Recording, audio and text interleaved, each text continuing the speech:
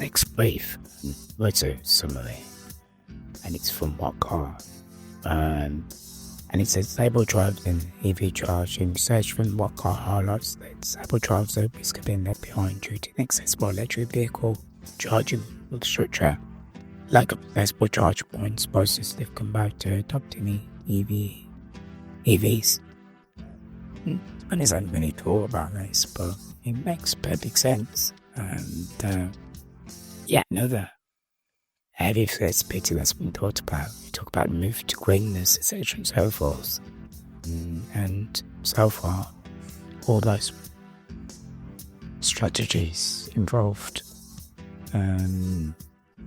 modes of transport, rights of access and that transport being accessible to disabled people. And you look at rail transport, we've had many conversation about how accessible rail travel is, whether it's having to book early and then struggling to get on and then struggling to get off. We've talked about how many disabled people end up having to crawl off rail transport, and talk about bus transport. There was only a few episodes ago whereby there was that news story of the gentleman that sued the bus company, and I think there was two stories of some of the sued bus companies. And now we're looking at the climate change and move forward towards green technology and the cars, etc., and so forth. Inaccessible charge points, and we've seen no real plan in terms of rolling out of this technology that involves how disabled people would access those cars. Of course, I suppose when you look at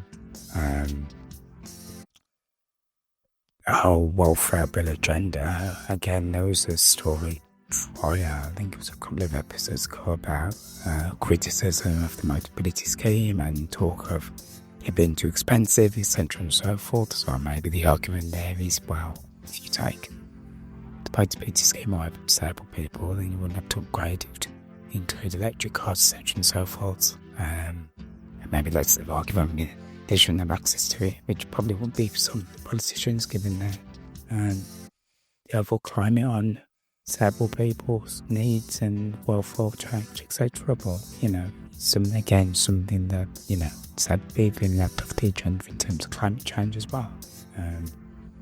And in terms of the overall effects of it, you can argue disabled people are probably the most significant, well, not significant, they're the most risk group from climate change, obviously, for a number of factors of reasons, accessibility being one of them, and the ability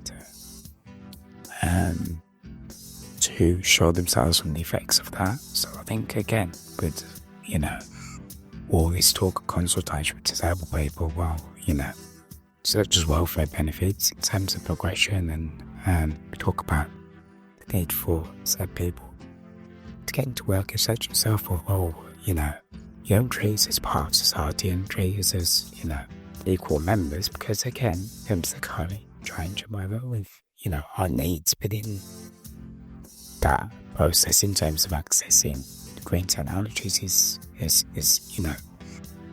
been forgotten. So that's something that needs to be put on the agenda, and it's got What Car has highlighted that in terms of green technology, in terms of motoring.